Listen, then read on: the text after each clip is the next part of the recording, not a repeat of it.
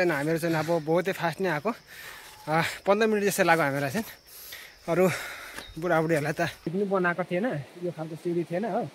पहिला यहाँ कति जग्गा हुन्थ्यो बाँसको बनाएर राखिदिएको थियो सहारा चाहिँ यो अरे रेलिङको सहारा प्रणाम गर्दैछु शिवजीलाई है हेर्न सक्नुहुन्छ यहाँ हेर्न सक्नुहुन्छ नन्दी यहाँ शिवजीको मन्दिर छन् र अब हामी यो फेरि तल जानुपर्ने हुन्छ अझै तल छ खावालीबाट आउने बाटो र यो चाहिँ आलो जान्छ है बाटो चाहिँ सिधै र आकाशी गङ्गा चाहिँ यता तल जानुपर्ने हुन्छ हेर्न सक्नुहुन्छ र हामी चाहिँ अब निस्किएको सो गाइस आज चाहिँ म यहाँ आकाशी गङ्गा भन्ने ठाउँमा आएको छु र तल गएर हेर्नु पर्यो कस्तो के रहेछ है त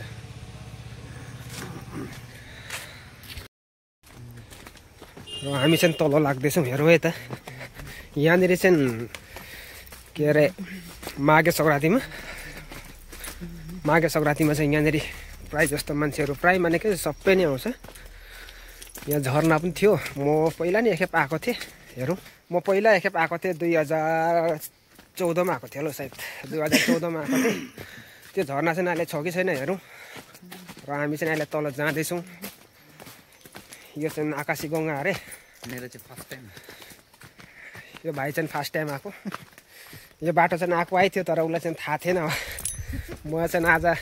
उता मालिकको साइडमा काम गरेको ठाउँमा गएको थिएँ त अनि यहाँनिर यसो पसेर हेरौँ न कस्तो के रहेछ भनेर हामी चाहिँ अब पहिला चाहिँ म चाहिँ अब राति आएको थिएँ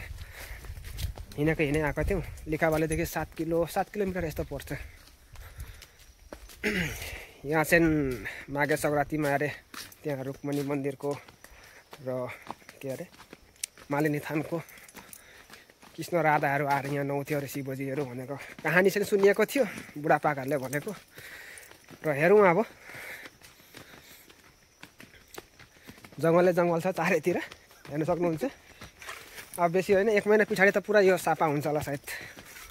यहाँ आसामदेखि पुरा मान्छे आउँछ नि त नुहाउनुको लागि स्नान गर्नुको लागि अनि त्यतिखेर चाहिँ चेक गेटमा पनि पास चाहिँ लिँदैन अब फ्री नै हुन्छ अहिले चाहिँ अब आउँदाखेरि अब नन ट्राइबलहरूलाई चाहिँ अब पासहरू चाहिँ लिन्छ अब मलाई चाहिँ फेरि लिँदैन है पास चाहिँ किनभने म चाहिँ ट्राइबल नै छु चाहिँ यहाँको मलाई चाहिँ पक्कै लिन्छ यो भाइलाई चाहिँ लिन्छ हो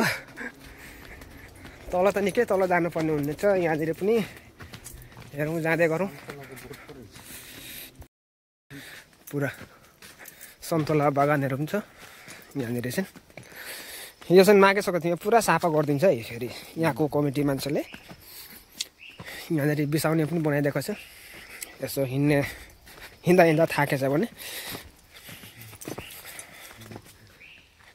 पुरा लेउ लागेर चिप्लिन्छ कि भनेर डरै छ है यो पुरा भोलिपछि सफा गर्छ नि पुरा एकदम यो जङ्गलहरू फाँडेर मान्छे नहिँडेर यस्तो भएको एक्चुअली नि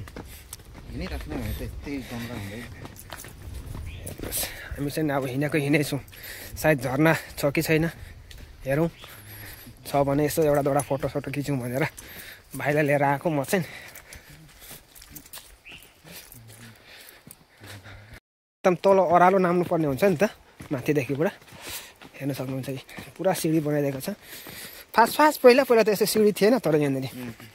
बाटो थियो त्यतिकै बाटो बनाएको थियो यस्तो सिडीहरू बनाएको थिएन म आउँदा आधी बनाएको थियो कि न पुरै बनाएको थियो हिँडै आएको थियौँ हामी म लेखाबोलेदेखि 2 जना भाइ 1 जना थियो र म यहाँ आउँदा 6 बजेको थियो होला 4:30 5 कस्तो बजेको थियो 12 बजी हामी निस्केको थियौँ हेर्न सक्नुहुन्छ यहाँ पुरा सन्तोला बगान छ सन्तोलाहरू सबै टिपेर लगेछ क्या हो नाम्दा त सजिलो लाग्दैछ र भाइले चढ्दा भरे 12 बज्छ भन्दैछ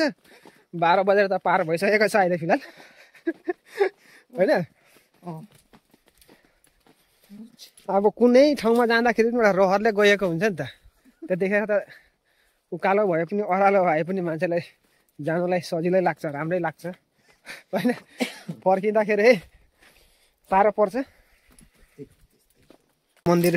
एउटा मन्दिर छ एउटा शिव मन्दिर छ शिवको लिङ्ग न के पो थियो यसरी नामेको नामै छौँ हामीहरू चाहिँ निकै ओह्रालो रहेछ हौ तलै रहेछ नि के राति हुँदै त आएको मेला जतिकै थियो त्यतिखेर त मान्छे थियो फुर्ती नै लागेको थियो मान्छे छ दुनियाँभरको छ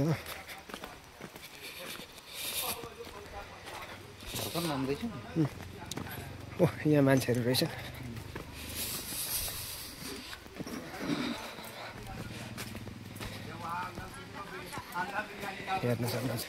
हेर्न सक्नुहुन्छ गाइस कति प्रायहरू यहाँनिर प्रसादहरू खाँदैछ लिएर आएको रहेछन् क्या अरे हामी चाहिँ यता जाँदैछौँ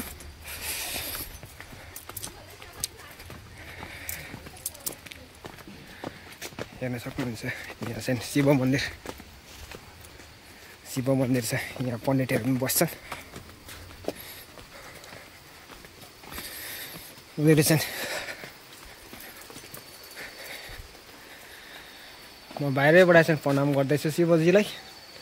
है हेर्न सक्नुहुन्छ यहाँ पण्डितहरू बस्छन् यहाँनिर चाहिँ पण्डितहरू बस्छन् यहाँ हेर्न सक्नुहुन्छ नन्दी यहाँ शिवजीको मन्दिर छन् र अब हामी यहाँ फेरि तल जानुपर्ने हुन्छ अझै तल छ हेर्न सक्नुहुन्छ गाइस हामी चाहिँ नदीको छेउछेउ आइपुगिसक्यौँ र पुरा सुनिराख्नु भएको छ होला पानीको आवाजहरू होइन सर गरिरहेका छन् है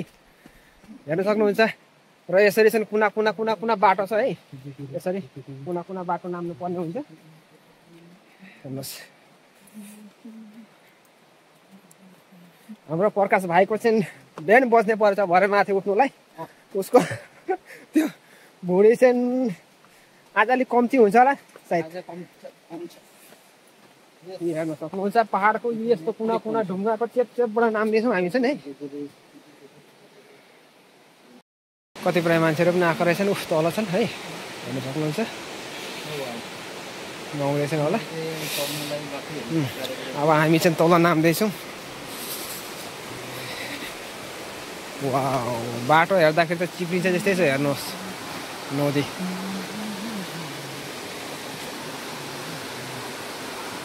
गङ्गाको र पहिला चाहिँ यहाँदेखि धारा थियो है धारा म आउँदाखेरि चाहिँ यहाँ धारा थियो हिउँदोमा त त्यतिखेर त माघे सङ्क्रान्तिमा धारा थियो तर अहिले त छैन चाहिँ के भएछ पनि हेर्न सक्नुहुन्छ यहीँनिर चाहिँ के अरे कृष्णहरू राधाहरू नुहाएर यहीँ स्नान गर्थ्यो अरे भनेको चाहिँ कहानी चाहिँ सुनिएको थियो हेर्न सक्नुहुन्छ गाइस यसरी पहाडको बिचमा छ है यसरी चाहिँ हामी चाहिँ यहाँ दुईजना भाइ चाहिँ आइपुगेका छौँ दुईजना दाजुभाइ छन् र मान्छेहरू चाहिँ प्रायहरू आइरहेका छन् पछाडि हेर्नुहोस् ढुङ्गाहरू र पहिला चाहिँ यस्तो सिडी पनि बनाएको थिएन यो खालको सिडी थिएन हो पहिला यहाँ कति जग्गा हुन्थ्यो बाँसको बनाएर राखिदिएको थियो यस्तै बाँसको टेक्नेहरू बनाएको थियो जग्गा हुँदै चाहिँ र अहिले चाहिँ राम्रो बनाइदिएछ सिडीहरू लगाइदिएछ सक्नुहुन्छ गाइस यो चाहिँ हेर्नुहोस् त यहाँ सिडी जस्तै छ नि यो ढुङ्गादेखि उता माथि हेर्नुहोस् त्यसरी टक्का माथि चढेर जाने सिडी नै थियो होला सायद र अब हामी चाहिँ अब माथि बिहान बच्चा र भाइको हेलमेट बोक हेलमेट यो भाइको भुँडी हजम हुनु परेछ सो गाइस हामी चाहिँ अब माथितिर हिँडेको अब चढाइ छ हामीको ओ त्यहाँ खाँदैछ नि त के जस्तो हेर्न सक्नुहुन्छ अब हामी चाहिँ चढाइतिर लागेको है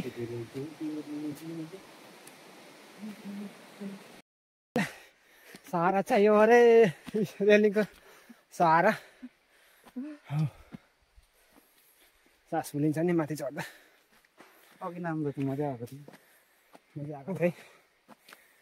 नाम्दा त मजा लागिहाल्छ नि त आयो सो गाइस फाइनली हामी चाहिँ माथि आइसक्यौँ है र हामीहरू चाहिँ अब चढाइको हिसाबले चाहिँ हामीहरू चाहिँ अब बहुतै फास्ट नै आएको